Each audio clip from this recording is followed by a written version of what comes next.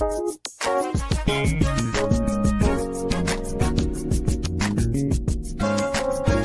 you for tuning in to I've Got Favor, where it's your time to shine with your host, Prophetess T.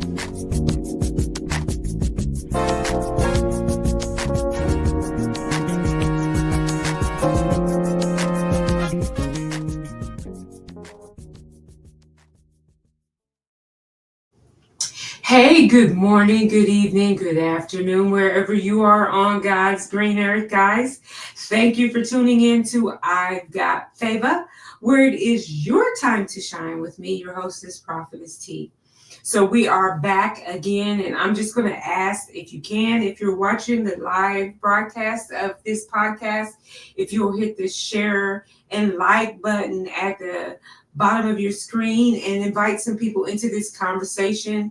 As you know, September is the month where it is recognized as Suicide Prevention Month.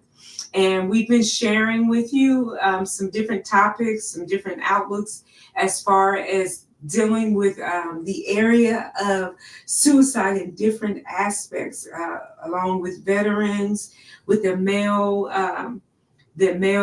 gender, things that you can do to help those who have reached out to you or might be possibly struggling with mental health issues. I have given you guys a number that if you do not feel that you can trust anybody in your home, or you feel like you can't go to your pastor or anybody that you know, 988 is the national number that you can reach out. These people are trained. It is up and running 24/7, 365 days a year. They will be there to listen and get you connected to whoever it is that you need to talk to. Let me reiterate this. You are valued. You are needed. That narrative that you might be hearing in your head that everybody would be better off without you is not truth. So please, there is hope. The Bible says it for a reason. Weeping may endure for a night, but joy comes in the morning. God will give you beauty for your ashes and joy for your mourning. So there will be an end to this. So while you're going through, while you're trying to get into the right place to help you not feel like you're not seen or valued, reach out to somebody and let them talk to you. Reach out to your pastor, reach out to a teacher, a mentor, reach out to somebody and just talk it out. Because sometimes we got to get out of our own head. You know, the voice in our head, sometimes it tries to cancel, truths out on us. So to wrap up this month, we've got our favorite therapist back in. Yay! I'm so excited. I haven't seen her in a while. She didn't got all skinny on us, y'all. She's looking real good. I am so excited to have Miss Carol Lothery back in. And for those of you all that have never sat in with us on the conversation, Miss Carol Lothery is an LPCA, and I had her break down because they got all these letters after their names. So she's a licensed professional counseling associate. Miss Carol has been doing this for 46 years. So baby, she comes with receipts, y'all. So she knows what she's talking about. She has helped a lot of people, worked with a lot of children and adults as well. This is what God has called and ordained her to. And that's the one thing that I do love about Miss Carol. She is a powerful woman of God in her own right. So even though we know that prayer can change things, there is nothing wrong with walking alongside a therapist or a counselor or a mentor or a coach. God has people in positions of these type of jobs that do pick up a Bible, that operated in the move of the Holy Spirit, but also know that sometimes You need, along with prayer, you might need to be in therapy. You might need a short time in a hospital. You might need to come along with some medications. You might, heck, just need to go to sleep and get some decent rest or change medications or stop eating certain things. There could be a whole lot of things that are going on that can have your mind messing with you. And I love it that Jesus was a counselor most of all. So that tells you that God has people in all different types of positions. Don't shut the door off just because you hear the word therapist. All right. This is a woman of God, a powerful woman of God who has been doing this for a long time. And she has helped a lot of people. She has helped me truly. I love her. She is a lifetime friend and sister in Christ. She's not going anywhere in my life. Rather, she likes it or not and knows it. So without further ado, y'all, welcome Miss Carol Lothery onto the program. Hello, how are you? Hey, did I do it up good to let you know you're not going nowhere ever? Yeah, you might have did it too much because I don't want them to think I know everything because I don't. Oh, I know that God is going to give you whatever you don't know, and if you don't know, you'll find it out. So. That's true too. That is true too. So, Miss Carol, so like I said, I was saying to our audience tonight, we're going to talk about suicide prevention. And one of the things that I was going through statistics and looking at it, like the current update. And one of the things when I went on to the government site, as far as looking at statistics, one of the things that I noticed is that they're stating now that suicide is one of the leading causes of death. And it doesn't just affect the person that committed suicide, but it also loved ones that are around them or associates and things. It can affect all ages, all ethnicities, all backgrounds. So it's not just mostly attacking one type of person, individual, or age group. Now, there are higher risk people at risk at the tendency of thinking about, suicide. Do you care to kind of, jump in and share with us? Yeah, and you're correct. Suicide is the leading cause of death, and it affects people of all ages, of all aspects of life. Is not just the poor or the and or the rich. It's all of us. You know, what the Christian or the non-Christian. We all have those struggles. We all have those inner demons that come in and kind of cause us to think about life and whether life is worth living or not. Um, in 2023, suicide was among the top 8 leading causes of death in people between the ages of 10 and 64. And it's the second leading cause of death for people the age between the ages of 10 and 34. So just think about that. The leading cause, the second leading cause of death. The battlefield is in the mind, and that's what we have to get hold of.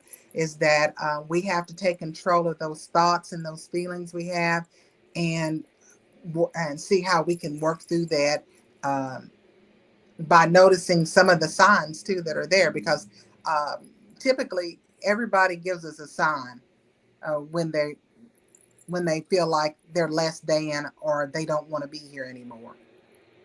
So can we get into talking about that? Is there anything specific that we should be paying attention to? Well, the one thing that we need to understand is that suicide is not merely about killing oneself. It rather it means it's a means of escape from either psychological or physical pain that you're having. Sometimes people get to the point where they think they don't have an option, and there's no recourse for them. So the only recourse is death. Oftentimes we don't think about that once we kill ourselves, we're not going to come back. It's not kind. It's kind of not like the cartoons presented to be. The Wile E. Coyote falls off the cliff and then they come Yeah. alive again. It doesn't happen that way. And most of our children think that if they hurt themselves, they're going to come back out of it without a struggle, and it isn't. We've got to be able to pay attention to the warning signs and the things that our children are saying. Most of the things that our children might say, or what a young person sees as serious or insurmountable, we as adults don't take it serious at all. We think of it as minor. But we have to understand from a child's perspective, that's a serious thing for them. So, when they say, I don't want to be here anymore, pay close attention to it. And don't be afraid to ask. Most of us think that asking will cause that person to think about the suicide. Asking may prevent that person from committing suicide. So don't be afraid to ask, hey, are you thinking about suicide, or what's going on? Tell me, or being there for support, um, and not judgmental. We have to get to the point where we we got to take the stigmatism away of shame and guilt, and so that people can ask for help. Um, we make suicide seem like it's a dirty thing, and it's not. It's a cry for help. And I think that's something we should pay attention to, uh, really, really a lot. Like I said, I think my mother did an amazing job with me. She knew something was going on, but she didn't know what it was. So in her way, she tried her best to do whatever she could to pull me out of a funk that I was in. So she would try to get me out of my room, because one of the things I did do was I isolated myself. Mm-hmm, mm-hmm. I kept to myself all the time. Uh, didn't have a lot of friends. I spent a lot of time in my room.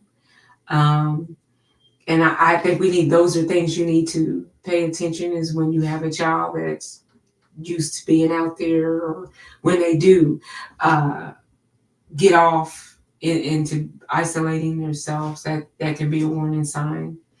And that's a good thing to bring up, because most people think, that a person will talk about wanting to die all the time.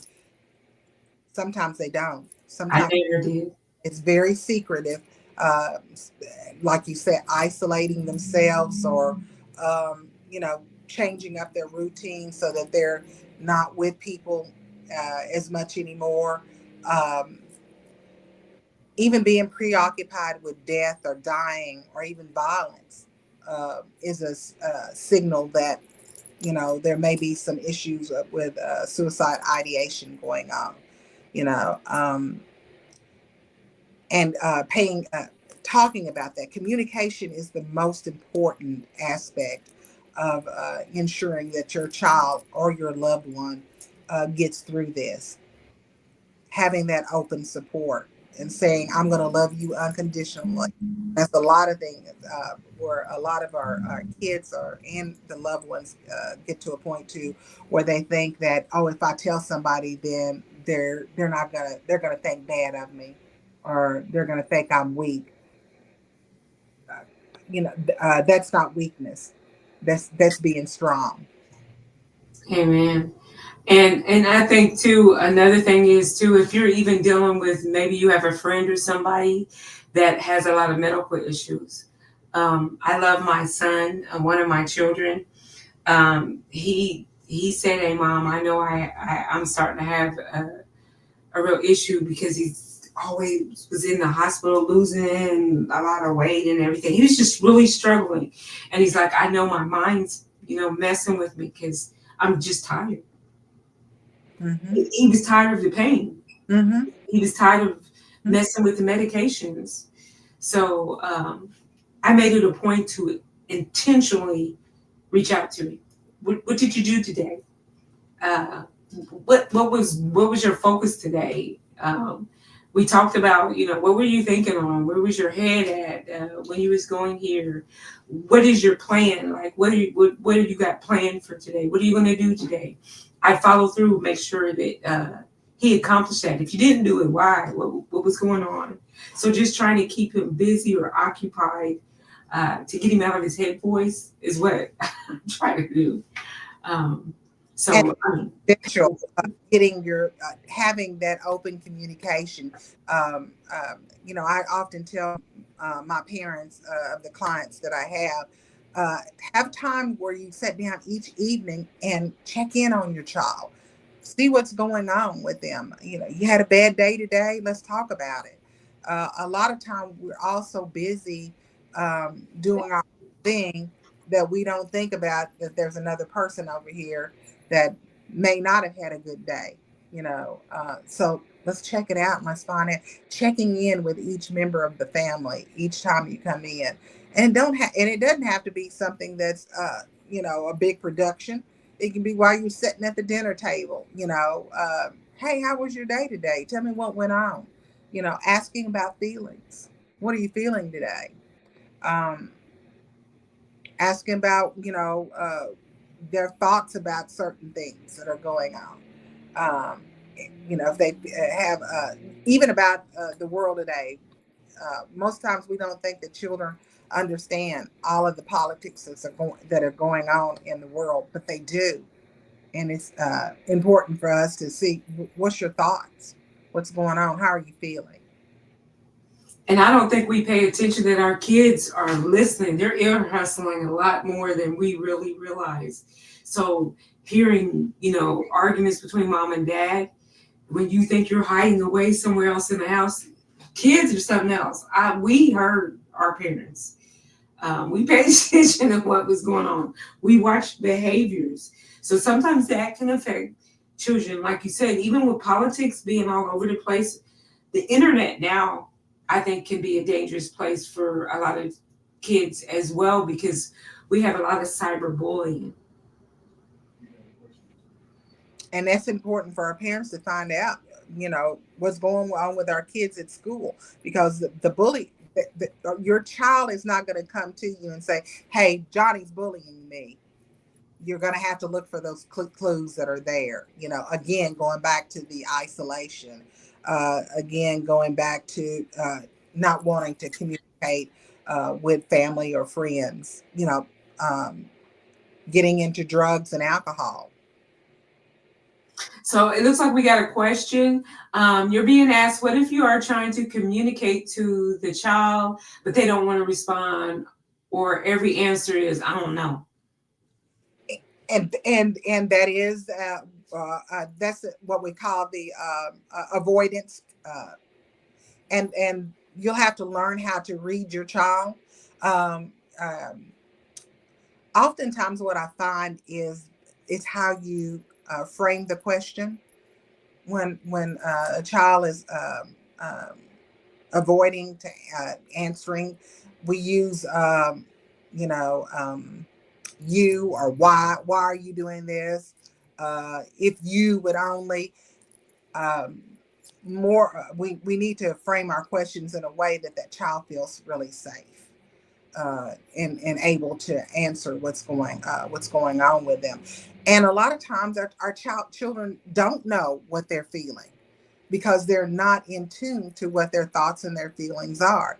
They're not in tune to, we only, if I asked about feelings, sometimes I ask my kids, my clients, feelings, and they'll only give you happy, mad, sad, or glad because they don't know any other feelings. But there are a whole plethora of feelings out there, but the child doesn't know how to access those feelings because they're not familiar with them.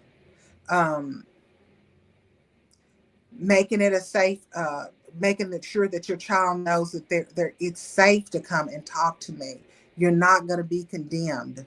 You're not going to be fussed at. You're not going to be put down because you have this thought. Most of our children don't communicate with us as parents because they think we're going to say, oh, you know better than that, or oh, I love you. No, they don't. If they're asking, if they're doubting, they don't know that you love them. So, affirming that love through your actions, being available for them, uh, letting them know through, different aspects of their lives that you care for them. So, and I think one of the things that we also learn is asking open-ended questions. Mhm. So you can't ask them a question where all they can say is, I don't know, or yes, or maybe. You want them to expound on it if at all possible.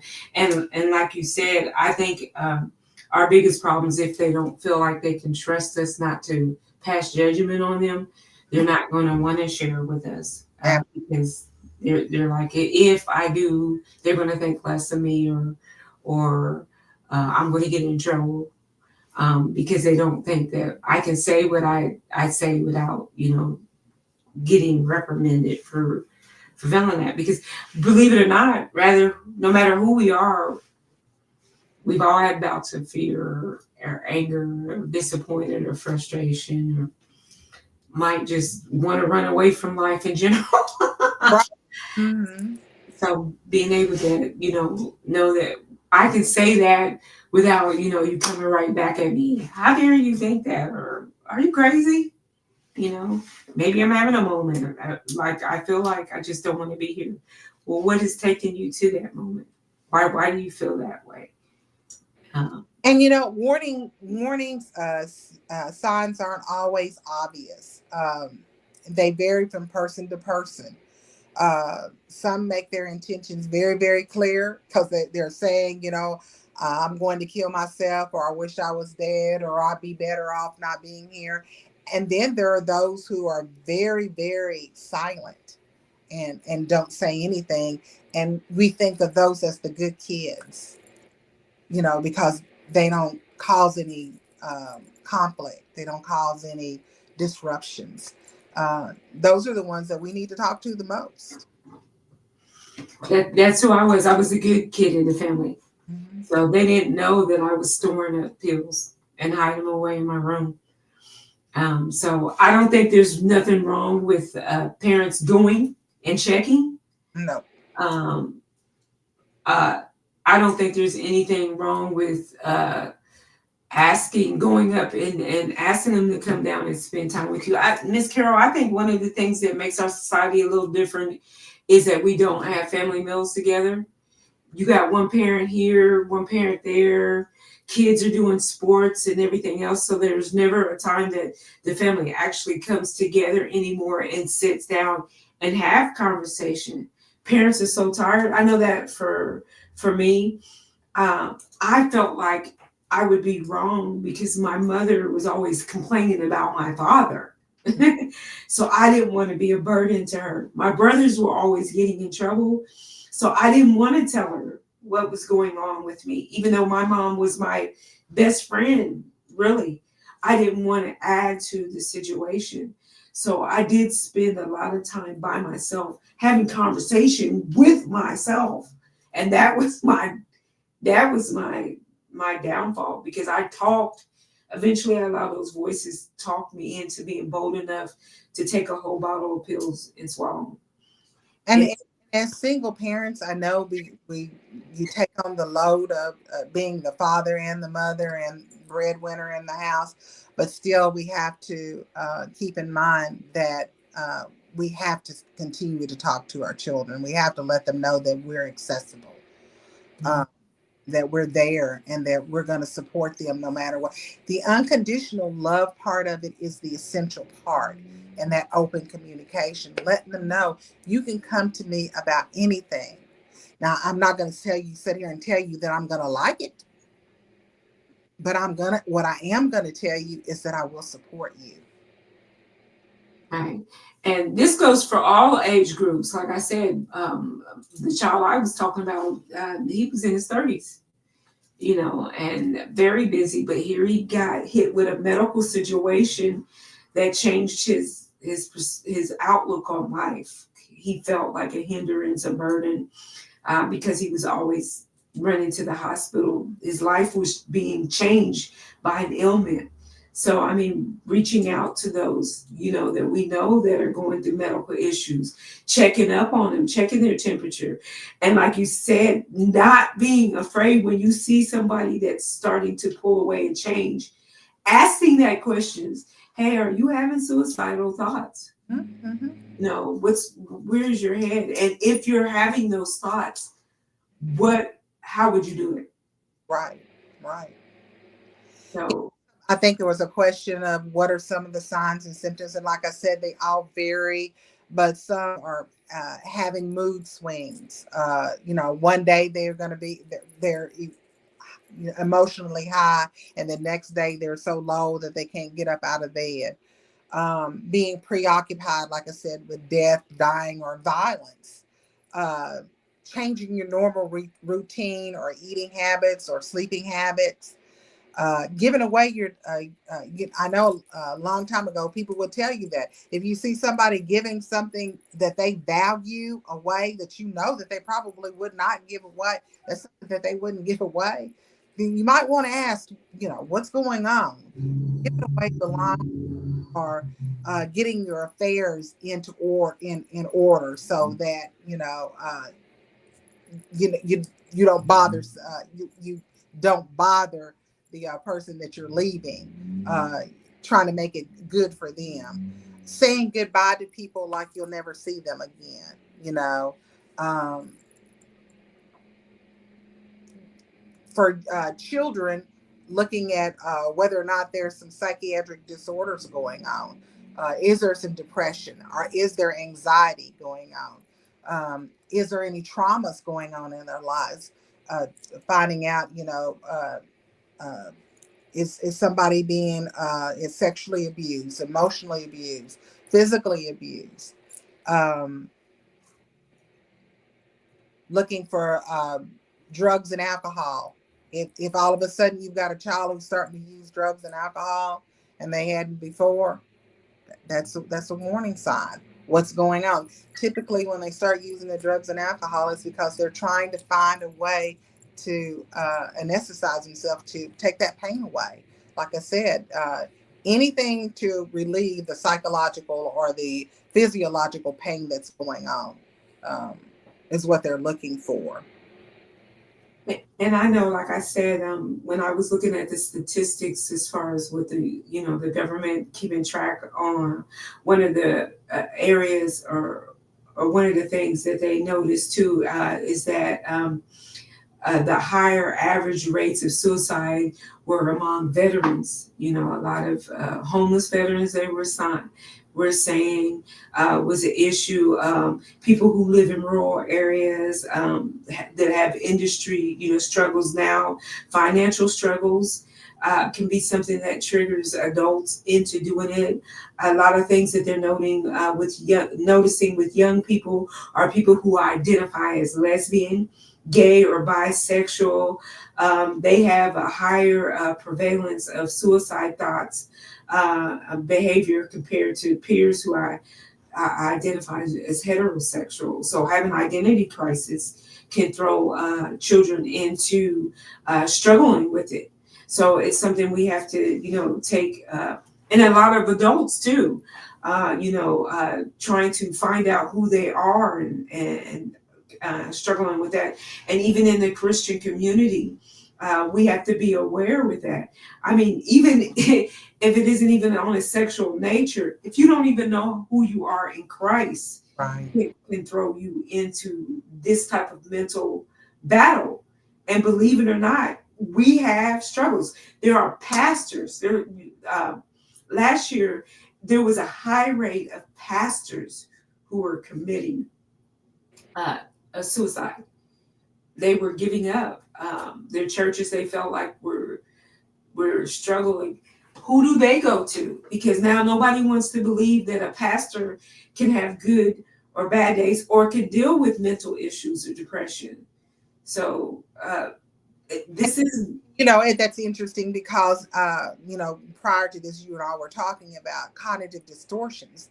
Everyone has cognitive distortions. And when I talk about cognitive distortions, those are those thoughts that really have no basis, they have no foundation, but because the way that we feel and the perception of those feelings that we have, we take them on as being real. Um, you know, looking at whether or not we're what we call catastrophizing. You know, never, nothing's ever going right for me. Nothing's ever gonna be right for me. No matter what I do, it's never good enough. Um, when your child is doing those kind of thoughts, having those kind of thoughts, you need to look into it and be concerned about it, because if they're doing the catastrophizing, if they're doing the minimizing, everybody's more important than I am, but everybody's feelings are more important than my feelings. If they're doing the all or nothing thinking, what I call as throwing the baby out with the bathwater kind of thinking, you know, I might as well not be here because all I ever do is cause trouble. You know, those types of thoughts. Those are the times that we really need to seek a treatment for our children. And like I said, don't be afraid to ask, what are you thinking? Are you thinking about hurting yourself? And if they are, if they say yes, say, thank you for telling me. Now let's go get help. Right. And I think that that's, once again, that as far as Christianity, we need to get it in our head that there is nothing wrong with walking alongside with a therapist. No. Because, like I said, one of the things that I did learn in classes is sometimes it ain't even what we think it is. It could very well be that there are things that they know to look for that we may not, as a parent or as a spouse or as a friend, be able to see. Uh, it could be very well that we need to change sleeping behaviors. Uh, Deficiencies in vitamins can throw people into thinking, having the wrong perceptions. Medications that are being counterproductive against each other that maybe somebody didn't pay attention to. A therapist can catch some of these things. And then again, needing somebody that they feel safe with, because they don't want to disappoint a parent or a spouse. They might not, like I said, I didn't want to overwhelm my mother. I felt like she had enough on her plate. So I couldn't be honest with her as feeling like I didn't see myself as uh, contributing to the family in a productive way, even though I was trying to do superhero things. Uh, I still did not feel complete. I felt like I was a burden. And oftentimes we don't seek help because we're embarrassed about it. Yeah. That carries that stigmatism of, oh, you got to see a therapist. And particularly in the Black community, um, there's that stigmatism of, we don't see therapists. We everything is, God based. If you God handles it all. But just like a doctor, just like a surgeon, that's what therapists are there for too. God put therapists on the earth too to help we through some of this stuff. We are His um, left hand, right hands, to help people to work through the things, the struggles that you're going through.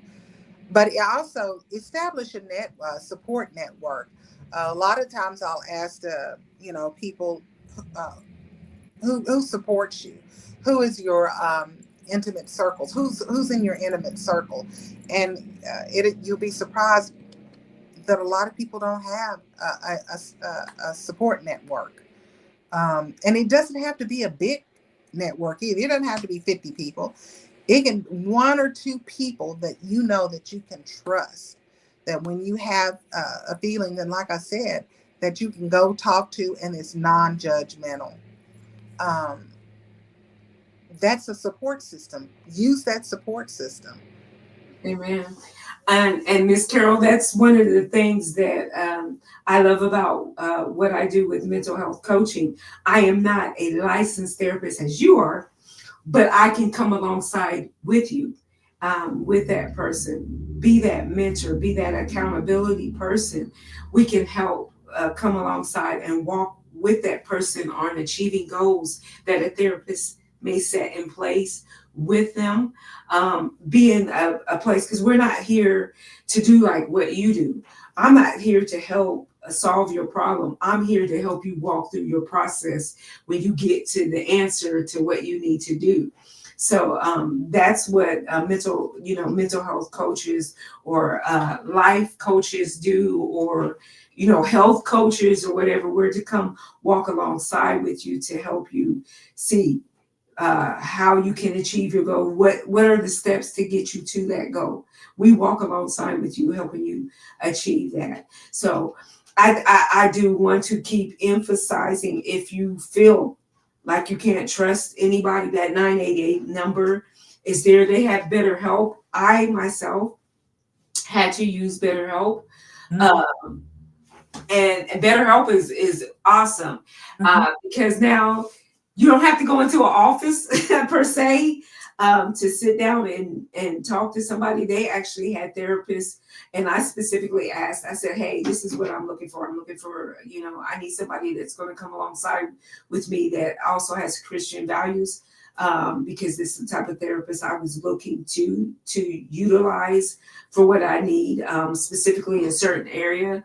And they set me up with somebody that I used, and I didn't have to sit like hours, or not hours, days or weeks or years with a therapist. It was somebody I had to utilize just for a temporary situation, to help me get my mind in the right place. I knew that I could go down that dark tunnel, because I am a person who has gotten deliverance from depression, but it doesn't mean that I don't have bouts. Absolutely. So when I felt myself going there, I did reach out again because I knew where that could take me. Um, and Remembering that suicidal feelings are temporary. right, They're temporary. You may feel hopeless or that life's not worth living, but when we get the treatment that we need, it helps you to gain a new perspective on life. It helps you to kind of think that there are other ways. Like I said, taking that thought and examining that thought. Is there any evidence or truth to the thought that I'm having? Or is my thought based on a feeling and that perception of that feeling that I'm having? And most often than not, it is the feeling that we're having and the perception of that feeling that we're basing everything off of. And what we have to understand is that our feelings are not always indicative of what is going on around us. amen, I to you. So amen, don't trust what your feelings are. Trust more of what are the actual facts, what is actually going on in my life that is maybe causing or triggering the feelings that we have, because there are triggers, and triggers are just exactly what it is, triggers, those things that cause. But also understand and know that our body gives us what we call cues, uh, and let us know when things are going wrong. There's physiological cues, there's the emotional cues, the behavioral cues, and the cognitive cues. Your physiological cues are what's happening in your body, and those are typically the first things that will occur.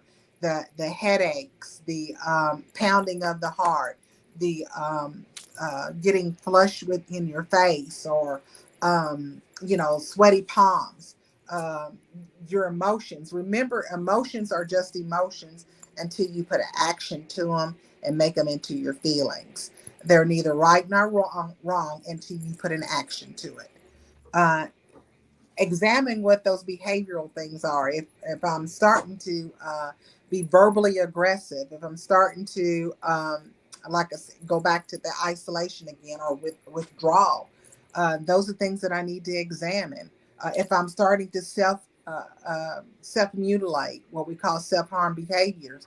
Now I will say this: because a person self mutilates or self harms does not mean that he's going to commit suicide. Oftentimes the self-harm behavior is just to dull the pain as well, and oftentimes they don't intentionally mean to hurt themselves. It's just to get rid of the pain, but that's a precursor. So watch out. Find out, why are you cutting yourself? What's the trigger to the child cutting themselves or wanting to harm themselves? um, then there's the cognitive thoughts, looking at what's the self-talk that we have. Are we always talking disparagingly to ourselves? Is it always negative? Or are our thoughts grounding and uplifting? Examining those thoughts that we have. If you have a negative thought, then that negative thought is going to produce a negative feeling. That negative feeling is going to produce a negative behavior, and the negative behavior is going to produce a negative outcome. Despite what algebra tells you that a negative plus a negative produces a positive, it does not. If your behavior is negative, it will produce a negative outcome. So examine your thoughts. Why are we thinking the way that we're thinking? And figure out what those triggers are, because the triggers are there. We just need to know what they are. Right. And then, there could be like a lot of undercurrent stuff, like you said, that could be leading to why we're behaving, or your child is behaving this way, or your spouse, or the person that you're standing next to at your job that now you used to get along with, but now they're acting crazy or out of pocket. There could be things that lead up to that. So there's nothing wrong, again, with meeting a therapist, or going to a therapist, or talking to somebody to help you get out your head voice. Like you said, we battle not against flesh and blood, but against principalities. So we know that the enemy is always trying to plant things within our minds. So that's why God says daily, we got to kill this and renew our mind. We got one more question, and then we're kind of running out of time. Miss Carol, what's the best way to recognize if a person is masking, like Robin Williams? He was the happiest go lucky person, and then what happened? And in all actuality, if they, not assigning blame or anything, but Robin Williams probably exhibited a lot of symptoms that people just didn't notice. Yeah, people try to mask it with looking happy, but listen to the inflection and the tone of their voice. Listen to the way they get along with people. Listen how they treat themselves. If you're not kind with yourself, you're always talking negatively about yourself, and you never have a good thing to say about yourself. That's something you need to examine as well. Um,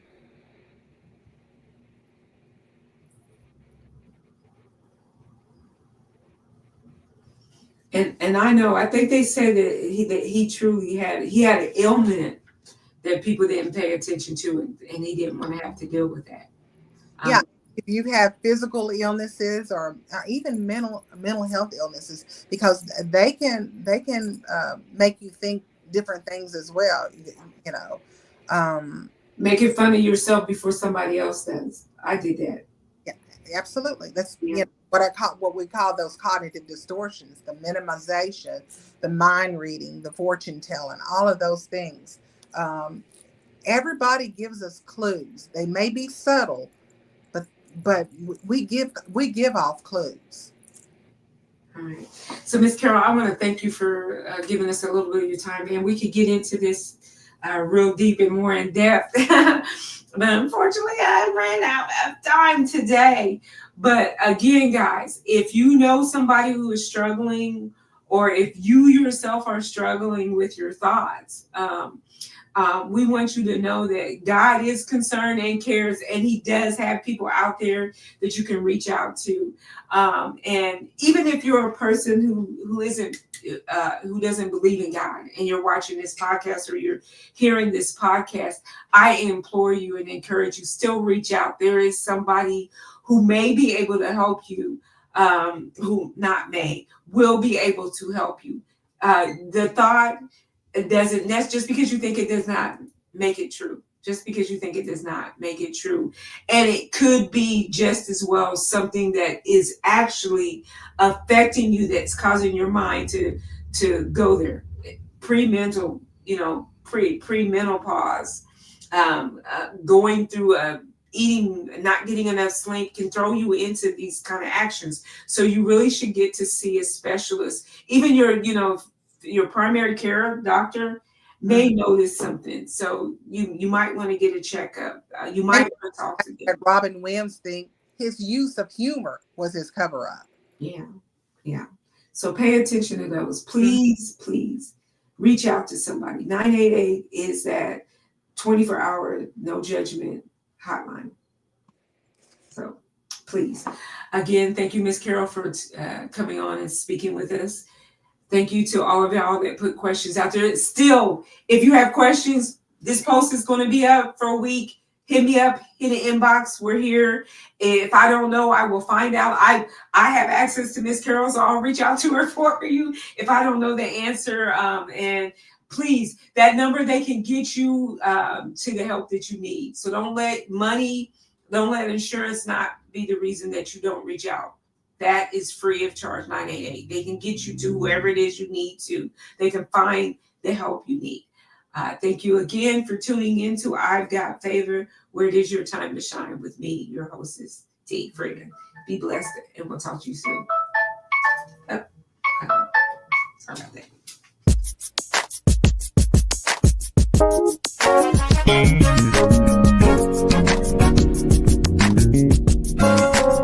We thank you for tuning in to I've Got Favor, where it's your time to shine with Prophetess T.